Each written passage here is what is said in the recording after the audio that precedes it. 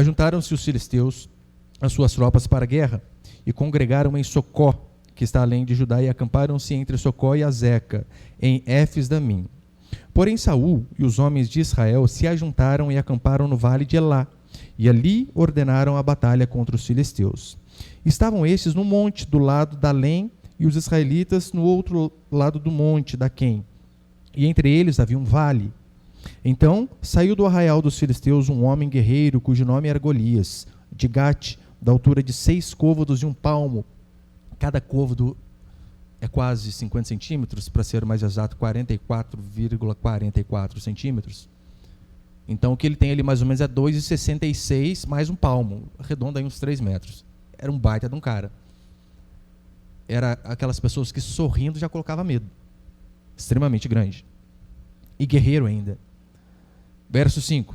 Trazia na cabeça um capacete de bronze, vestia uma couraça de escamas, cujo peso era de 5.000 ciclos. Só a armadura dele pesava 70 quilos, mais do que muitos aqui pesam. Pra você imaginar o tamanho do cara. Verso 6. Trazia caneleiras de bronze nas pernas e um dardo de bronze entre os ombros. A haste da sua lança era como o eixo de tecelão, e a ponta da sua lança de 600 ciclos de ferro. Diante dele ia um escudeiro. Só a ponta da lança dele pesava 4 quilos, e ele tinha um cara só para carregar o escudo. Você imagina o tamanho que era. Olha para cá, por favor. Esse Golias, de fato, era grande, forte e guerreiro. Eu sei que, normalmente, em começos de anos, a gente acabou de derrotar um monte de gigante do ano que acabou de passar, em 2019. Daí você nem respira 2020, já tem um monte de coisa para você fazer. Um monte de gigantes se levantando para a gente ter que derrotá-los. Essa é a vida diária de todos. E aqui nós vemos que a história de Davi e Golias, ela traz princípios fabulosos para que eu e você, de fato, possamos superar as dificuldades que vêm sobre nossas vidas. Porque todos têm dificuldade, todos têm gigantes, todos têm problemas na vida. Eu sei que talvez o gigante da sua vida ele não tenha o nome de Golias, mas muitos aqui talvez o gigante chama por desemprego, por vício, por enfermidade, por alguma necessidade, pecado. Davi, ele sendo um rapaz jovem, conseguiu vencer um gigante de 3 metros de altura, extremamente forte. Só que esse mesmo Davi sucumbiu diante de uma mulher de 1,5 metro, chamada Betseba. E tudo começou como? Através de uma olhadinha que ele deu lá e acabou escambando e desgraçando a sua vida e a sua própria família também. Mas todos nós temos gigantes a vencer. A vida é difícil? É claro que é difícil. Muito difícil. Só que nós temos 2 escolhas. Ou nós podemos fazer como Davi, lutar com a possibilidade de vencer ou de perder, ou não lutar, e a certeza da derrota vai estar conosco. É assim a nossa vida, é assim que sempre será. Entra ano, acaba ano, entra ano, acaba ano. A nossa vida é uma vida de luta. E você precisa fazer como Davi também. Se posicionar diante dos problemas para quê? Para encará-los. Não existe outra alternativa. Ou você enfrenta para você ter a possibilidade de vencer, ou você já é um derrotado. E você precisamos sim orar para que Deus nos dê força, para que nós venhamos a ser pessoas mais disciplinadas. Talvez esse é o seu gigante, indisciplina. Não consegue nunca chegar no horário, não consegue terminar as coisas. Tudo que você faz larga pela metade. Isso é um problema. E você precisa vencer essas coisas. Se disciplinar, seja na oração, seja na leitura da Escritura. É um preço alto, é um preço dolorido, mas ainda assim é mais barato do que se deixar vencer por essas coisas. Eu quero passar só alguns princípios aqui nesta manhã. O primeiro princípio é o seguinte: os anões de hoje podem se tornar gigantes de amanhã. Você sabe que muitos dos problemas que nós aparentemente falamos que são gigantes, muitos deles foram domesticados por nós mesmos. São problemas que talvez estavam conosco ali enquanto eram pequenos. Enquanto nós achávamos que era pequenininho, não dávamos tanto valor. E aquilo ali foi crescendo. É igual quando você pega um leão, um tigre, sei lá. Ele pequenininho é a coisa mais linda, parece um gatinho, gente. Fabuloso. Daí você pensa, nossa, que ser inofensivo. Aquilo cresce e te mata. Acaba com a sua vida, você vira apenas uma refeição dele. Assim são os nossos problemas. Os anões de hoje podem se tornar os gigantes de amanhã. Porque, convenhamos, o que é mais fácil? Alguém oferece bebida para você, você rejeita o primeiro gole, você rejeita o primeiro trago? Ou você rejeitar o 100º gole, o 100º trago? Não seria muito mais fácil você rejeitar lá no começo? O que é mais fácil? Você começar um casamento, construí-lo da maneira correta e bíblica, ou você pegar um casamento que já passou por um monte de coisa, o marido já teve um monte de mulher, a mulher teve um monte de marido, problema para tudo que é lado, a vida inteira o filho dormiu no meio do casal, e você pegar aquilo ali e reconstruir. É possível? Claro que é possível. Dá muito mais trabalho. O que é mais fácil? Você perdoar uma pessoa que erra com você, instantaneamente, a pessoa acabou de errar, perdoo, esqueço. É uma decisão? Dói às vezes em nós, claro que dói. Mas o que é mais fácil? Você perdoar a pessoa que acabou de errar, ou você junta essa mágoa e põe em cima de um caminhão? O outro erra, você traz em cima do caminhão, erra de novo, você forma um caminhão, uma carga de mágoa. O que é mais fácil? É você dispensar a primeira mágoa ou depois que você já está todo ferido por dentro? O livro de Provérbios diz que a mágoa é como câncer que corrói os ossos. É mais fácil perdoar no começo. Evitar problemas é muito mais fácil do que se livrar deles. Por isso que eu e você podemos fazer para evitar problemas, nós devemos lutar com todas as nossas forças. Infelizmente, às vezes vemos, por exemplo, mulheres que reclamam do casamento. Ai, meu marido faz isso, faz aquilo, é terrível. Mas há 5, 10 anos atrás, ela não ouviu o pai e a mãe dizendo, olha, cuidado, esse cara aí não gosta de enxada. Esse aí vai ter problema com ele. Só que não, a paixão parece que é algo tão forte que cega tudo. E não consegue raciocinar. E depois acontece o quê? Problemas. Esses dias estava na casa de um conhecido e estava a moça com o namorado dela. E eu olhei para minha esposa olhou para mim e falei, cara, esse cara é estranho, hein? Sabe o que é estranho, né?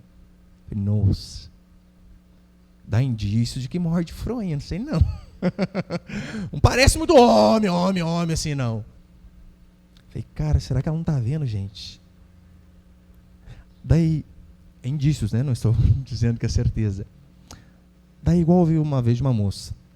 Ela casou com o cara porque o cara era lindo. O único problema é que ele gostava de cara lindo também. E teve problemas depois. E se eu visse lá atrás? O pai, a mãe, pessoas mais experientes, pessoas que de fato amavam, será que não estaria livre de problemas? Quantas decisões nós tomamos sem consultar pessoas que sabem mais do que a gente? E a gente acaba se lascando, literalmente. Porque nós achamos que somos os senhores do saber, que não precisamos da opinião de ninguém, esquecemos de Provérbios que diz, na multidão de conselheiros há sabedoria. Não procuramos saber e depois acabamos nos enrascando. Esse é o problema. Às vezes, você toma uma decisão de algo que você não tem muita sabedoria, que você não entende muito, e simplesmente decide, sendo que você poderia consultar um irmão mais experiente, o pastor, o pai, a mãe. Só que não. Daí você vai lá, exemplo, né? Compra um carro. Velho, carro novo não tem problema, compra um carro. Normalmente se espera, quando você vai comprar um carro, não precisa nem consultar o pastor, né? Consulte o mecânico, é melhor. Você pode consultar na questão financeira, o pastor, na questão de, olha, dá para você isso, não dá? Compra o mais barato, ou compra o melhor. Mas daí você vai lá e compra. O carro é praticamente um cavalo de Troia. Só que, nossa, é bonito demais. E aquilo acaba trazendo problema. E se você tivesse consultado antes? Pesquisado, esperado um pouco, só que o problema é a pressa, né? A gente é desesperado para conseguir as coisas. Dá quase uma crise. Eu preciso. E a gente acaba entrando por maus caminhos. Você vai trocar de carro, meu irmão, consulte o mecânico, não o pedreiro. Você vai construir uma casa, consulte o pedreiro, não o eletricista. Mas procure a opinião daquelas pessoas que sabem mais do que você, isso é o mínimo que se espera. Sabedoria, lembra disso, é ficar longe de problema. Ficar longe.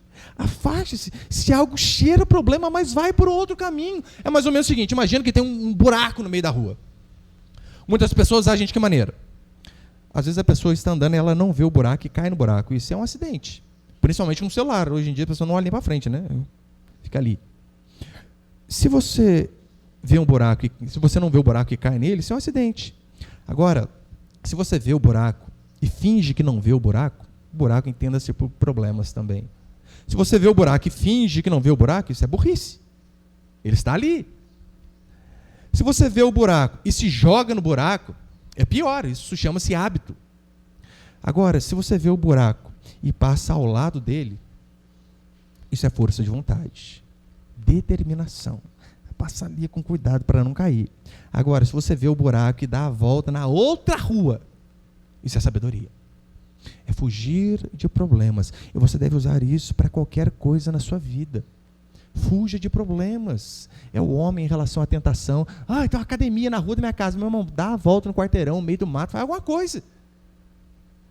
Eu estava até brincando, né? Esse dia eu encontrei, minha esposa encontramos uma irmã no shopping. Falei, irmã, você não pode vir aqui não, ficar longe. Se o lugar é para mulher, é perigoso. É assim que nós devemos fazer, fugir daquilo que pode nos trazer problema. Conta que uma vez, um senhor da roça, ele foi visitar os parentes na cidade, e de repente ele está lá, ele tinha animais, um monte de coisa na fazenda dele, e ele viu o sobrinho dele brincando com um ferrorama, aqueles trenzinhos pequenininho no trilho. Na hora que ele viu, ele já foi na picape dele, pegou a pá e acabou com o negócio. Daí o irmão dele entendeu, né? Pra que isso aí destruiu o trenzinho do meu filho? Rapaz, isso aí tá pequeno, ó, que crescer virou uma praga, já matou um monte de vaca que eu tenho na fazenda. No pouco entendimento dele, é o quê? Isso aqui vai virar um monstro, eu preciso destruir isso daqui. É claro que é só ilustração, mas nós devemos fazer isso em relação aos nossos problemas. Matá-los enquanto são pequenos. É assim que eu e você devemos agir. Mata o problema enquanto ele é anão, depois não adianta. É por isso que Provérbios diz que eu e você devemos ensinar a criança. Sabe por quê? Depois de adulto fica difícil. Muito difícil. Eu e você devemos olhar para a criança que talvez o seu problema seja que o seu filho ou sua filha seja mimado. Porque o problema não é dele, o problema não é dela, o problema está nos pais. Você sabia que criança birrenta e mimada, o problema é dos pais. Não tem nada a ver com a criança. Toda criança é podre. Toda, sem exceção. Agora, se o pai e se a mãe não se coloca com uma postura mais firme, você vai ter problema. Daí está lá, o filho é mimado. Você não deixa ele fazer nada em casa. O moleque está com 12, 10, 15 anos. O prato de comida você leva na mão. Quando esse moleque cair no quartel da vida, você acha que vai acontecer o que com ele? Quando ele for para uma empresa? Quando ele se deparar com o mundo real, fora da casinha, onde o papai e a mamãe dão tudo na mão, você precisa ensinar o seu filho e a sua filha a serem independentes, eles precisam se virar. Não é possível que uma criança de 6 anos não consegue cortar um pão e passar manteiga. Papai e mamãe tem que dar na mão, não precisa. Você precisa ensiná-los, porque senão você vai ter um grande problema quando crescer.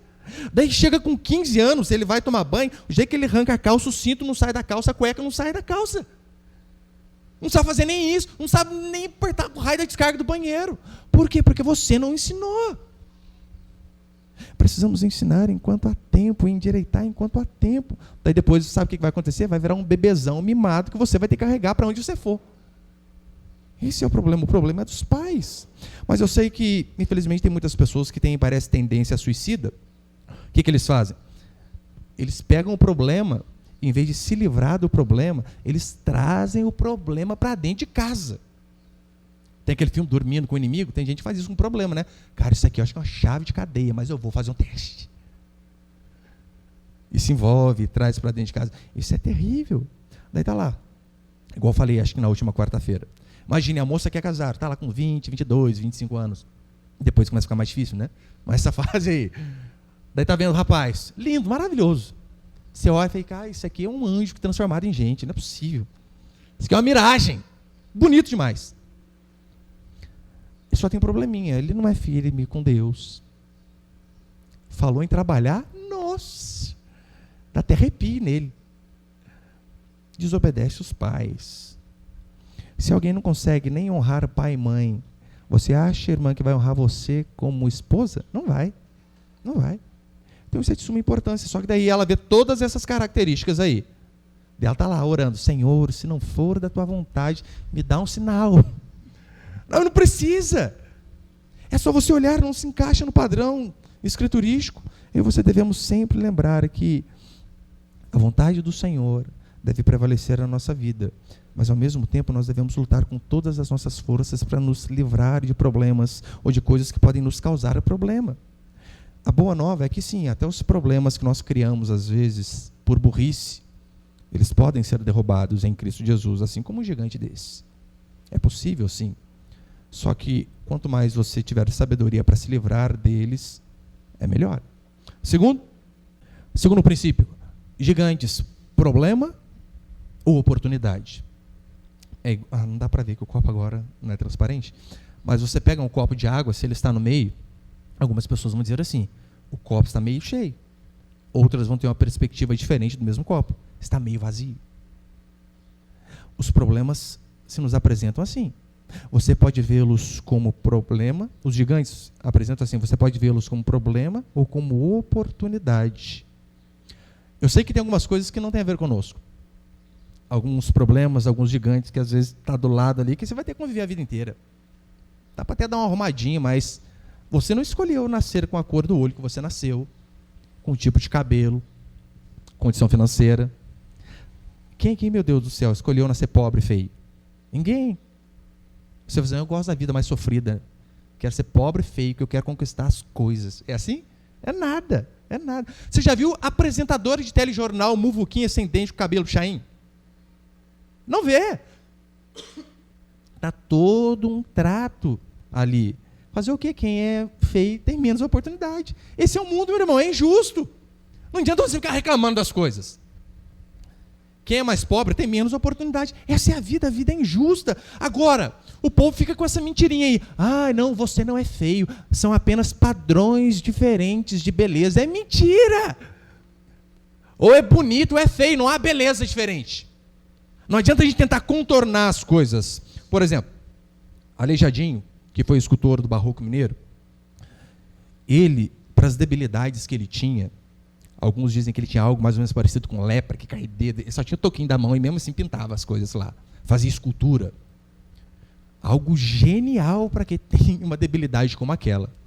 Assim como hoje de manhã eu explicava para os meus filhos que, olha, Beethoven, ele compôs a 9ª Sinfonia surdo. Apenas lembrando o som das teclas do piano. Ele compôs uma das sinfonias mais maravilhosas do mundo. Genial. Aleijadinho também, para o seu padrão, ele era genial. Como assim? O cara assim, a mão, gente, faz uma escultura dessa, pinta dessa maneira. Só que o problema é o seguinte, o que ele fazia não era tão perfeito assim. Por conta das suas debilidades, é claro, havia muitas imperfeições. Alguns viajantes que vinham ao Brasil na época colonial diziam que, olha, essas esculturas desse homem estão até abaixo da crítica. É horrível. Horrível.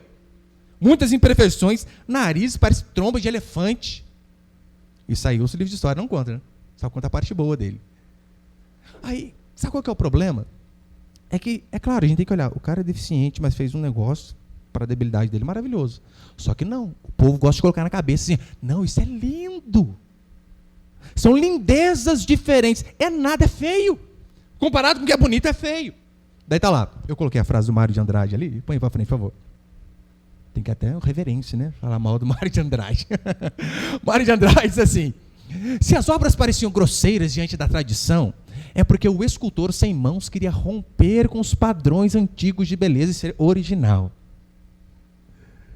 aproximando-se da arte gótica. Não é Mário de Andrade, era feio comparado com as capelas da Europa, só isso. Só você percebeu que o povo gosta de dar um jeitinho? Eu sou filho, faz um desenho horrível, você, ai amor, que lindo, nada é feio para burro o negócio. Você fala para não desanimar o menino. Mas não há padrões diferentes. É igual o gordinho que tenta emagrecer e não consegue. Depois ele diz, eu preciso me aceitar como eu sou.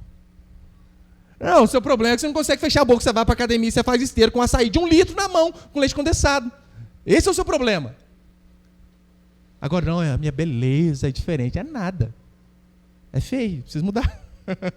Eu falei para os irmãos, ó, pessoa crente gorda é pecado, porque é gula. É não ter domínio próprio. Cuidado aí. Se domina, por favor. Essa época, agora você sabe, começo de ano é uma maravilha, né? Dia 2 de janeiro, o que é o Dia Internacional do vai começar a dieta? Daí você chega no final do ano, não fez ainda. Os boatos que confirmaram ano passado aí que eu não iria emagrecer, pode confirmar, não emagreci mesmo. Mas não existe essa coisa de beleza diferente. Existe o que é belo e o que não é belo. Alguns gigantes não dependem de nós. Mas muitos que se apresentam diante de mim e de você, é Deus que permite. Para quê? Para nos fazer crescer. Porque convenhamos, para que eu e você venhamos a crescer, precisamos ter desafios. Do contrário, tudo vai ficar no marasmo. Davi não era ninguém, até que surgiu um rapaz de 3 metros de altura. Quem era Davi? Não era ninguém. Os irmãos dele. Lembra quando o pai, Samuel, chega lá e diz: cadê os seus filhos? Deus me mandou aqui ungir um filho seu que ele vai ser rei de Israel. Ele coloca os 7 filhos, e ele tinha 8, o 8º era Davi. Ele coloca os 7 filhos, está aí. Pô, tudo brutamonte, tudo grande. Daqui a pouco Samuel olha: não. Acabou os filhos? Não tem mais nenhum? Daí Jessé: ai meu Deus, tem mais um. Puxa, esqueci desse. Estava lá cuidando das ovelhas sozinho, o pai esqueceu do menino. Davi não era ninguém. Era apenas um jovenzinho atrás das ovelhas. Até que surgiu um problema grande, chamado Golias. Então ele se tornou Davi. Alguns olhavam para Golias e diziam assim: é a chance de morrer. Davi olhou para Golias: é a chance das pessoas saberem que eu sou alguém diante do meu Deus. O problema era o mesmo. Davi só virou Davi graças a Golias. O que muitos chamavam de desgraça, o problema, Deus às vezes chama de oportunidade. Oportunidade. Quantos que uma vez, um molequinho toda vez ia à igreja, ia à escola e sofria bullying, as pessoas começavam a tacar pedra e tijolo nele. Seu feio, vai embora. E ele chegava toda vez chorando para o pai, dizendo: pai, tacando pedra em mim de novo, tacando tijolo em mim de novo.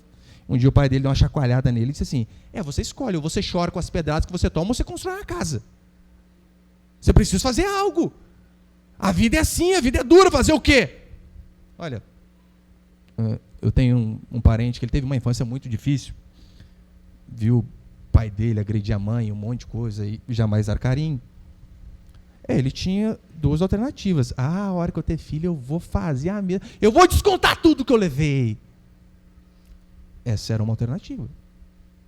A segunda era: todo carinho que eu não tive, eu vou dar aos meus filhos.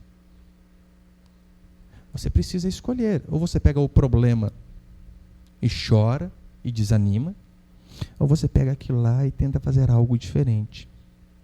Quantos que uma vez uma empresa mandou 2 vendedores de sapato para um lugar muito distante da África, e depois de 10 dias de viagem, o primeiro vendedor ligou para o patrão e disse assim: chefe, esquece, sem chance. Aqui ninguém usa sapato, a gente vai quebrar. Depois de 10 minutos, o segundo vendedor ligou e disse: chefe, manda o maior carregamento de sapato que a nossa fábrica tiver. Aqui ninguém usa sapato, a gente vai arrebentar de vender. Qual que é a diferença? Ponto de vista. Um via o problema como problema apenas. O outro via aquele gigante como uma oportunidade. Não é assim? Qual o piloto que é conhecido? É aquele piloto que faz 5 viagens no dia, decola bem e pousa bem? Ou é aquele um que na hora que ele foi pousar, o trem de pouso não saiu, ele fez uma manobra fantástica e todos ficaram bem? É este daí que é lembrado. Qual pessoa normalmente às vezes é mais reconhecida? É aquela que teve uma vida normal, ou é aquela que saiu talvez de uma família toda desgraçada, de um pai que não dava carinho, de uma mãe que não dava atenção, e de repente ela virou uma excelente esposa, uma excelente mãe, uma excelente dona de casa? São essas pessoas aí que fazem a diferença. A graça da vida são as coisas difíceis. Coisas difíceis. Você vê sair no jornal: pai honesto sai para trabalhar de manhã e volta à tarde com pão para tomar café com sua família. Você vê essa notícia aí? Não vê. Não vê. A graça da vida, de fato, são as coisas difíceis. Qual moço normalmente os homens procuram? São as fáceis? Ou são aquelas mais difíceis? São aquelas que você olha, já dá para ver tudo, porque quase não usa roupa. Você sabe, mulher para uma noite se acha em qualquer esquina. Mulher para uma vida, meu irmão, tem que procurar, é muito bem procurado. É sempre assim. É o mais difícil que é o melhor. A fruta normalmente melhor, ela nunca está no chão, ela está lá no alto do pé. Tem gigante na sua vida? Eles podem ser oportunidade para você ver Deus agindo em você. Encare os problemas não como problemas, mas como oportunidades. E como que nós vencemos os gigantes? Enfrentando. Ou, para ser redundante, encarando de frente. Tem como de costas? Como que nós vencemos? É enfrentando, meu irmão, não tem outra alternativa. Se o seu problema talvez é o medo de algo, você precisa se esforçar para vencer o medo. Seja uma barata, Tem gente que tem fobia com essas coisas. Você precisa se esforçar. Do contrário, você não vai vencer. Em frente. Golias ficou 40 dias desafiando o povo. E ninguém queria saber de enfrentá-lo. Até que surgiu Davi. Você sabe, tem muitas coisas que o medo não vai passar enquanto você não enfrentar. Olha, o irmão Tiago, que é da nossa igreja, é paraquedista. Pergunta para ele se dá coragem na hora que abre a porta do avião a mais de 4 km de altura. Dá vontade de agarrar o instrutor e me leva embora. Quero descer. Você tem que pular mesmo sem coragem. Que você olha, imagina, você olha lá, e cara, dá nem para ver os outros lá embaixo, gente. Precisa fazer mesmo sem coragem. A vida é assim. A vida é assim. O mundo diz às vezes assim, olha, você precisa evitar o enfrentamento das dificuldades. Deus diz diferente. Deus diz, ore, levante e lute. Não desista, vá em frente. É assim que funciona. Deus diz para mim, para você, não tenha medo. Normalmente, casamento, às vezes ele vai degringolando, piorando, porque o cônjuge, o marido, a esposa, eles não pegam, não sentam e dizem assim, olha, vamos resolver os nossos problemas. Não, vai acumulando aquele monte de coisa ali. É a cueca jogada em cima da cama aqui, é o chinelo atravessado lá, é a toalha em cima da cama molhada. E essas coisinhas aí, que são coisas mínimas, mas não são resolvidas, acabam virando grandes problemas. Você sabia que corais de Recife, que derrubam navios, são duros igual aço? Eles são formados através de minúsculas partículas que são acumuladas ali anos após anos. Assim são os problemas também. Por exemplo, em relação ao casamento. É coisinhas que não resolvemos e depois acaba afundando não o navio, mas o próprio casamento.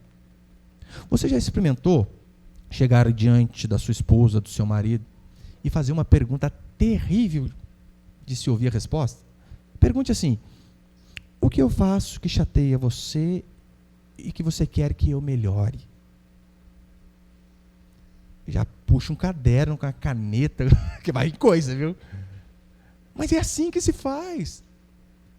Não existe, não ora para Deus me mudar. Não, você que tem que mudar, meu Deus. Precisamos resolver as coisas, enfrentar as nossas dificuldades. Pode ver que a fé de Davi não foi uma fé pacífica. A fé de Davi, ele não ficou lá, deixa eu continuar aqui debaixo da árvore, tocando a minha lira. Acho que era a lira mesmo, né? Tocando a minha lira, deixa eu ficar aqui tocando, sossegadinho, e Deus vai mandar um anjo que vai tacar um raio na cabeça do Golias. Não foi assim que funcionou. Ele precisou agir. A fé de Davi foi o seguinte, vou derrubá-lo em nome do Senhor dos Exércitos. Mas você percebeu que não foi algo pacífico? Olha a frase de Davi, eu vou contra ti em nome do Senhor dos Exércitos. Ele não disse, eu vou orar em nome do Senhor. Não, mas ele disse, eu vou em nome do Senhor. Ou seja, eu vou agir. É assim que funciona. Daí você quer um emprego. Pastor, tem que orar. Claro. Mas acordar às 7 horas da manhã, entregar currículo a manhã toda também faz parte. Se qualificar, fazer cursos que vão agregar ao seu currículo, isso é importantíssimo. É legal que em Êxodo capítulo 14, tem um grande sinônimo de que, de fato, a fé, ela passa pelo agir. A fé, ela passa pelo agir. Em Êxodo 14, diz assim, o Senhor pelejará por vós. Daí você pensa, aí pastor, tá vendo? Para quê ficar entregando currículo? Não. Para que ficar lutando? Negócio de ventilador, sombra e água fresca. É o que diz a Escritura, o Senhor pelejará por vós. Só que na mesma passagem diz assim, o Senhor pelejará por vós, disse o Senhor a Moisés. Diz aos filhos de Israel que marchem. Calma aí, Deus vai pelejar? Vai. Mas fala para o povo aí, marcha, levanta. Uma hora Deus repreende Moisés e diz assim, Moisés, você está prostrado porque Moisés está orando. Deus diz, Moisés, já orou demais, hein? Vamos agir um pouco? É assim que funciona. A oração, ela é você orar, mas é também a ação, de você agir. Agora, se você quer uma vida melhor, se você quer uma família melhor, o que você precisa fazer? Você precisa lutar por isso. Daí você quer que Deus abençoe o seu ano que está começando. A pergunta é, o que você tem feito para isso, para que isso aconteça? Primeiro, você tem que começar priorizando a Deus. Você não consegue nem chegar na hora no culto. Você precisa e se esforçar para que a sua comunhão com o Senhor melhore. Talvez você pense, eu queria tanto que Deus falasse comigo, mas você não lê a Bíblia. Que jeito o Senhor vai falar? Leia 2, 3 capítulos pelo menos por dia, em vez de ficar no Facebook, WhatsApp. Isso vai agregar coisas boas a você. Faça parte de um pequeno grupo e seja junto com irmãos que comungam da mesma fé. Isso traz edificação, isso nos fortalece. É assim que eu e você devemos fazer. Essa semana, eu estava no centro comprando umas coisas. Comprando não, né? Minha esposa comprando. O homem nunca compra, né? Eu estou lá comprando as coisas para o final de ano. E para variar, minha esposa na loja e eu lá fora esperando. Daí eu encontrei um rapaz que veio à nossa igreja uma única vez, que segundo ele tem problema de depressão. Tá. E eu falei, irmão, puxa vida, hein, saudade de você. Tá sumido, nunca mais foi, só aquela vez. Pastor, não tem nem ânimo de sair de casa. Eu falei, você está fazendo o que no centro? Como assim? Você saiu, sai para ir para a igreja. Aí você percebeu, as pessoas não querem. Não, eles querem vencer mais do que no aconchego, no conforto da casa. Mas nós vemos aqui que o padrão não é esse. A graça é Deus fazendo através de nós. A graça nunca é passiva. A graça não é permissão para você ficar em casa sem fazer nada. Graça, na verdade, é o poder de Deus sobre a sua vida para que você possa se levantar em nome do Senhor Jesus e dizer, eu não aceito esse tipo de dificuldade, eu não aceito esses problemas, eu não aceito que minha vida continue desse jeito, eu quero que este ano seja melhor, por isso eu vou lutar na força do Senhor. Graça é a capacitação para você e eu fazermos aquilo que nós, pelas nossas forças, não dávamos conta. Mas a segunda maneira de vencer os gigantes é a seguinte: o ser humano é uma peste, ele se acostuma com tudo.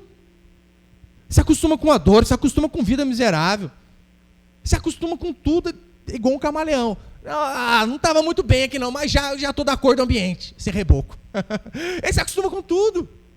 Ele não se esforça para melhorar em nada. Aqui diz a Escritura que durante 40 dias, olha o verso 26, acompanha comigo. 1 Samuel 17, 26. Então falou Davi aos homens que estavam consigo, dizendo, o que farão aquele homem que ferir a este filisteu e tirar a afronta de sobre Israel? Quem é, pois, este incircunciso filisteu para afrontar o exército do Deus vivo? Porque o rei ele tinha prometido algumas coisas a quem derrotasse aquele gigante. Primeiro, que ele ia dar a filha dele. Ficou bom o negócio, né? Segundo e mais importante, a família daquele cara não ia pagar imposto. Eu não precisava nem da filha do cara, porque assim, sem imposto, eu vou com a faca nos dentes lá e arrebento esse cara.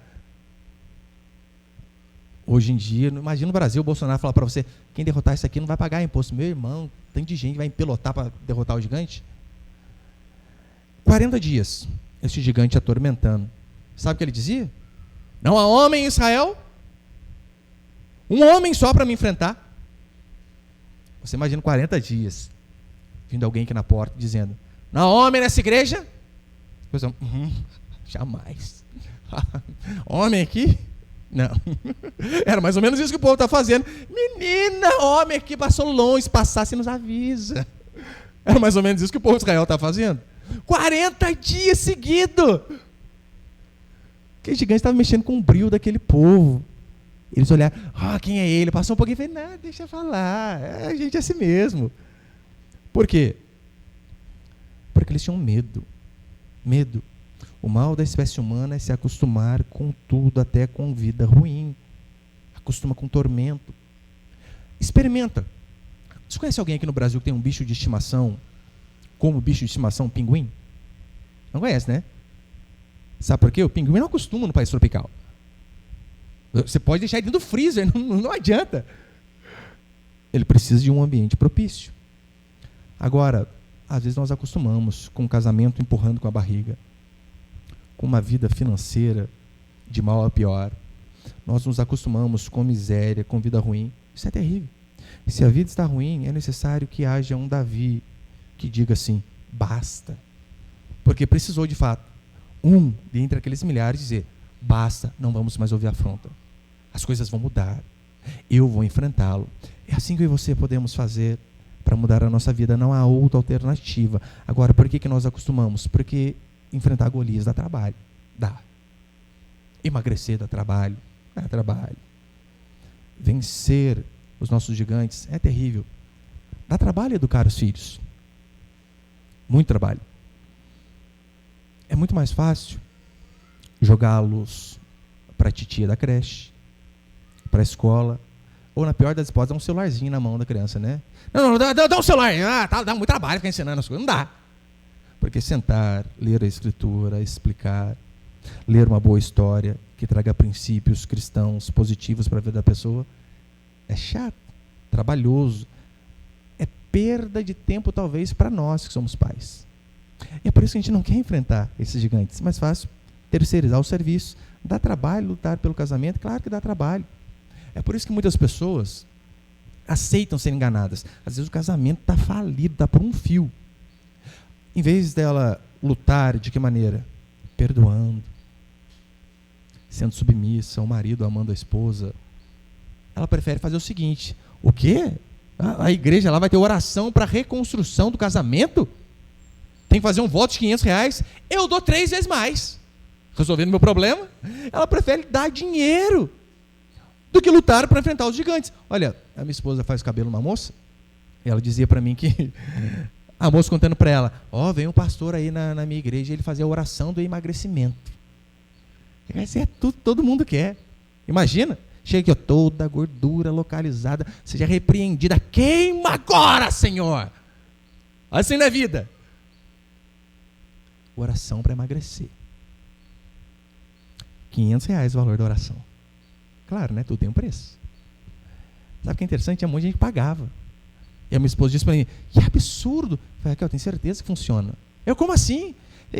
O dinheiro da compra a moça vai pagar na oração, não vai ter o que comer o mês inteiro. É claro que vai emagrecer. Mas você percebeu como que as pessoas são... Isso não é ingenuidade. É preguiça de enfrentar gigante. É preguiça de encarar os problemas, procurar emprego, se qualificar, dá trabalho. A gente vai levando, fazer o quê, né? Terceiro, Saul. Ele era o rei, ele era o mais alto, ele era o líder da nação. Saul, ele jogou a responsabilidade para um rapazinho, a princípio de 17 anos. Emprestou até a sua armadura. Disse: não, você vai? Não, põe minha armadura aqui, eu empresto para você. Pode pôr. Consegue ver? Saul se eximindo da sua responsabilidade. Você quer? Leva tudo. Davi colocou lá, tadinho, não cabia, né? Não precisa disso aqui não. Foi sem armadura mesmo. Saul deixou de lutar. A consequência é que ele deixou de ser rei. Ele não assumiu a sua responsabilidade. A consequência é que ele perdeu o trono. A sua vida talvez esteja ruim, é porque você não assume responsabilidade por ela. Você culpa os outros. Quem são os culpados, talvez, do seu desemprego, da sua falta de informação, da sua miséria? Você coloca a culpa em quem? Foi no seu pai que não deu para você uma boa educação. Você coloca a culpa no governo que não dá oportunidade. Você coloca a culpa no vizinho que nasceu num berço melhor do que o seu, onde você nunca consegue olhar para si e assumir a responsabilidade de que, olha, a minha vida está do jeito que está por culpa minha. Você precisa aprender a se enxergar. Tem um conhecido meu que eu converso com ele só o necessário, que pensa numa pessoa que você começa a conversar e você sai de lá e que cara para baixo. Não, porque a época que eu nasci era porque o país estava passando por uma crise enorme. Porque quando eu cheguei na idade de servir o quartel, ninguém servia, dispensava todo mundo. Porque agora que eu posso trabalhar, temos 12 milhões de desempregados. Cara, ele fica vomitando toda vez aquelas coisas ali. Porque eu não tive pai. Qual o problema? Tem gente que não teve pai nem mãe. Você pelo menos teve mãe. Fica sempre se eximindo de responsabilidade e não luta. Isso é terrível. Há homem aqui, tempo todo, Golias dizendo. O povo olhava para o lado, olhava para o outro, nada. Davi foi o único que chegou em casa, talvez, né? Olhou no espelho e disse: tem homem, Israel, não vou deixar quieto. Eu vou enfrentar esse cara aí. É por isso que ele foi colocado numa posição elevada. A sua vida só está como está por conta das suas escolhas. Pessoas erram com você? Claro que erram. Pessoas te magoam? Tem certeza que sim. Você escolhe. Ou você perdoa, ou você fica magoado. Nasceu pobre, quebrado?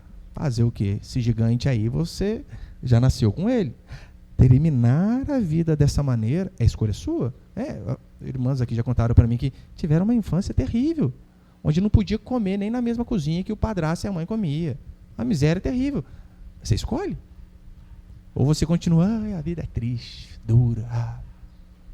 Ou você corre mais que os outros, para que você possa melhorar. A pessoa que mais pode fazer mal para você é você mesmo. Não existe outra pessoa que mais pode te prejudicar. E Deus vai cobrar de você.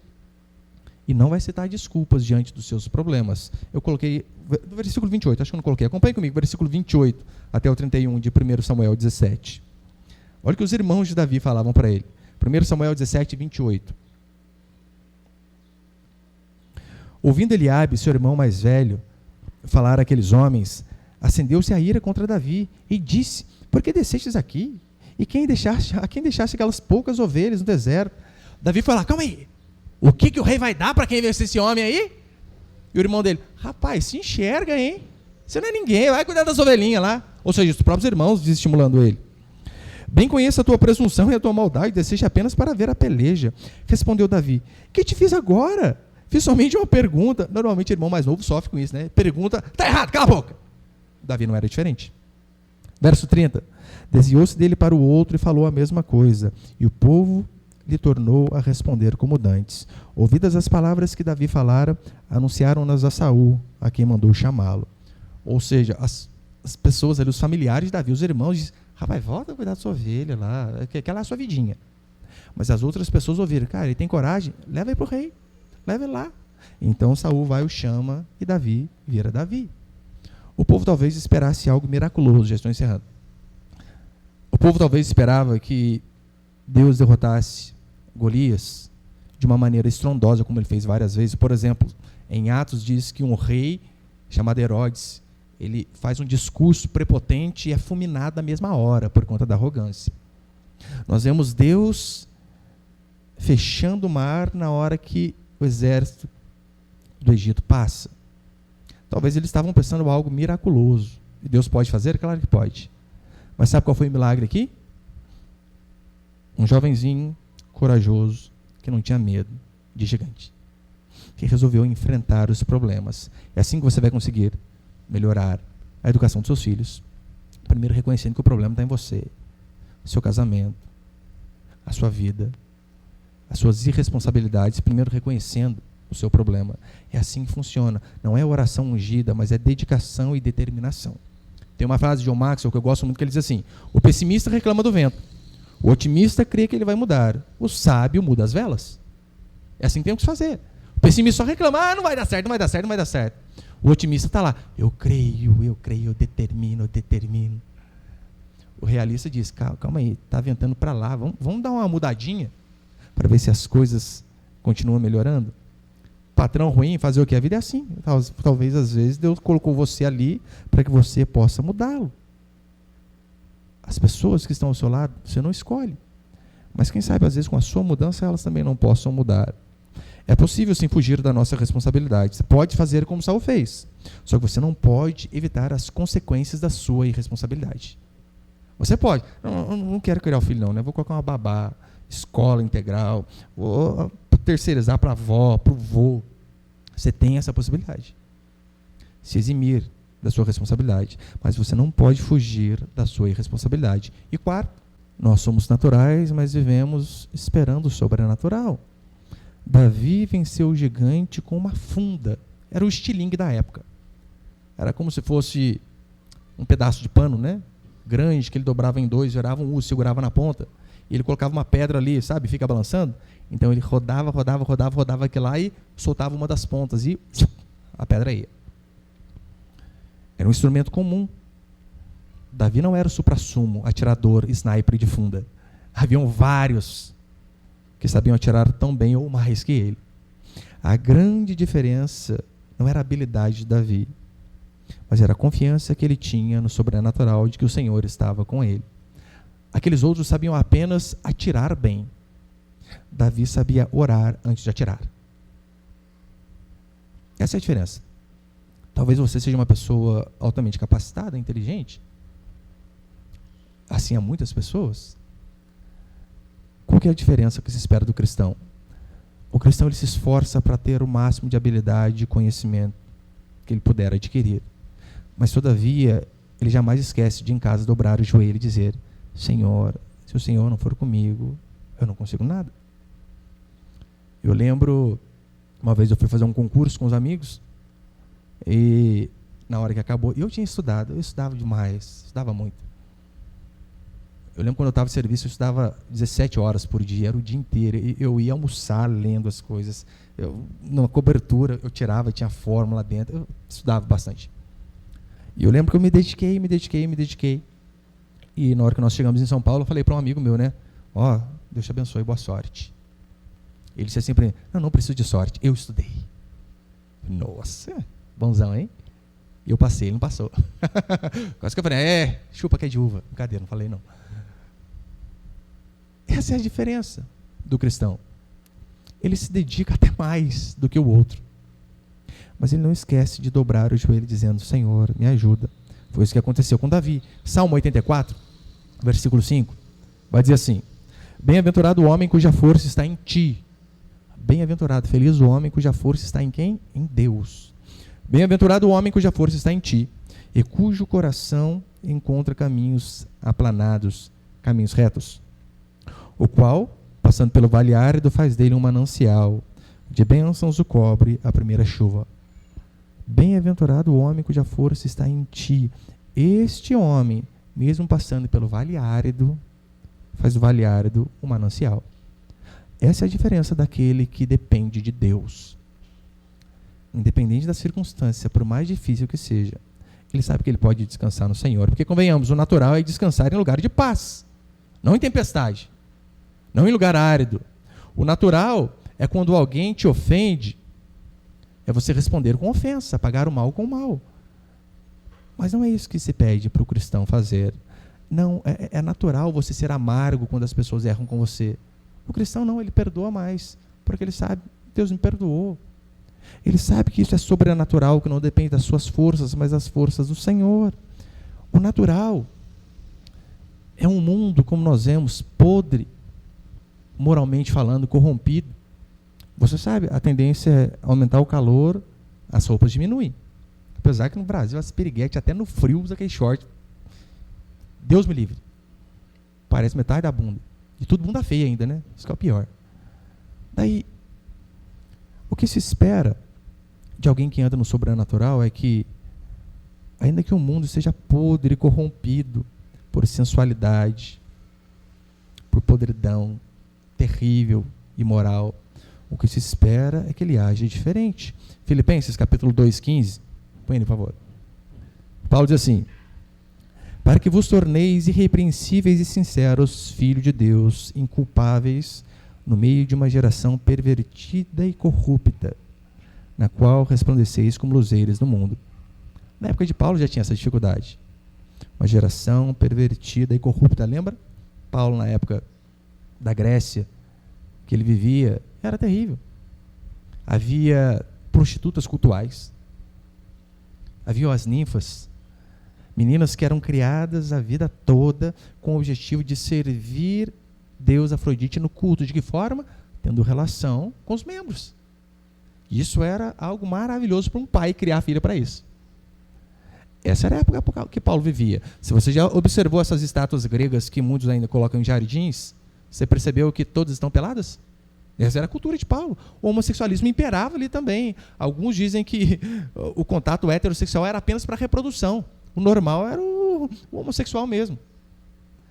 Paulo, numa época podre desta, ele diz: para que vos torneis irrepreensíveis e sinceros filhos de Deus, inculpáveis no meio de uma geração pervertida e corrupta, na qual resplandeceis como luzeiro no mundo. O mundo está em trevas, mas vocês foram feitos para ser luz. Você, irmã, não foi feito para fazer o que todo mundo faz, para se vestir igual todo mundo se veste. Você que é casado, pelo amor de Deus, de novo falar isso aqui. Olha a roupa que a sua esposa sai de casa. Sabe por quê? Olha o que diz Cantares: qual lírio entre os espinhos, tal é a minha querida entre as donzelas. Ou seja, o mundo está todo cheio de espinho, de pessoas que se vestem mal, com tomara que cai, biquíni, um monte de coisa. Mas a minha esposa, ela é um lírio no meio dos espinhos. Ela é diferente. E olha o que Cantares diz: jardim fechado és tu. Aquele que é casado, ele tem a obrigação, que a esposa dele tem que ser um jardim fechado, recluso, que se expõe apenas para ele, não para os outros. Esse é o padrão. Se eu e você queremos um 2020 diferente, um ano diferente, vamos clamar assim para que o Senhor faça um milagre em nossas vidas, mas ao mesmo tempo lembrar que a maioria dos milagres é a bênção de Deus sobre o meu e o seu esforço de nos levantarmos e, na força de Deus, enfrentarmos as dificuldades que aparecem diante de nós. Amém, meus irmãos? Você pode ficar de pé por um instante, então, por favor?